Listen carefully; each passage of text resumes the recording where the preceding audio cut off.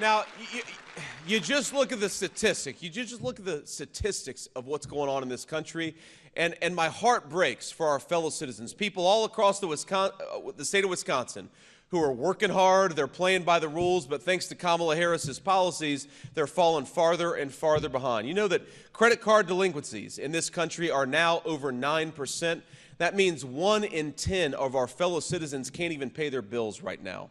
About 1 in 12 of our fellow citizens are delinquent on their auto loan repayments. That means a lot of our fellow citizens can't even afford to pay their car payment because of what Kamala Harris has done to this country.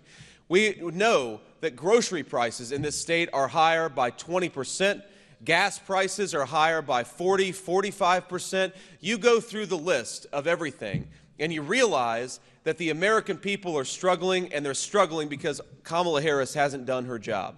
Now, the most damaging statistic, I think, is the one that came out a couple of days ago, because Kamala Harris is going around the country bragging about the fact that her economy is doing well. Do we think the economy is doing well in this room? Do we think our citizens are doing well? Of course we don't, because we talk to people. We live in this country. We recognize that our people are struggling. But, you know, the jobs report that came out a couple days ago said that 28,000 private sector jobs had been lost. 46,000 manufacturing jobs had been lost. And then you look at the top line number and it says 12,000 jobs have been created. And you realize that it's all of Kamala Harris's friends in the government bureaucracy. We created government jobs. We created jobs for bureaucrats while all of our neighbors and friends are struggling in this economy. And I got to tell you, when Donald Trump is president, we're going to get back to a golden age of American prosperity. The private sector is going to hire workers instead of firing workers. But there is one person in the United States of America who deserves to lose her job. And tomorrow, let's make it happen for Kamala Harris. Let's get her out of Washington.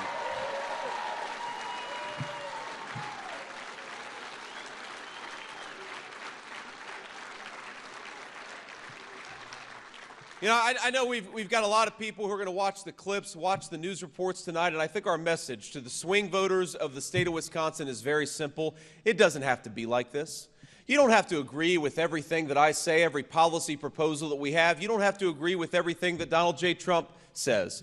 But what we know is that when Donald Trump was president, you could afford to pay your bills. What we know is that when Donald Trump was president, we had a president who fought for border security for American citizens. What we know is that when Donald Trump was president, wages were rising as fast as they had in a generation in the United States of America. So the question for the people of Wisconsin is very simple. Are you better off than you were 4 years ago? And I think that most of us would say absolutely not. And the answer, if you're not better off than you were 4 years ago, if you're struggling with groceries in a way that you weren't 4 years ago, if you're pissed off because they're arresting Mexican drug cartel members as far north as the state of Wisconsin, then it's very simple. Remember, Kamala Harris broke it, and Donald J. Trump will fix it. We just got to get him there.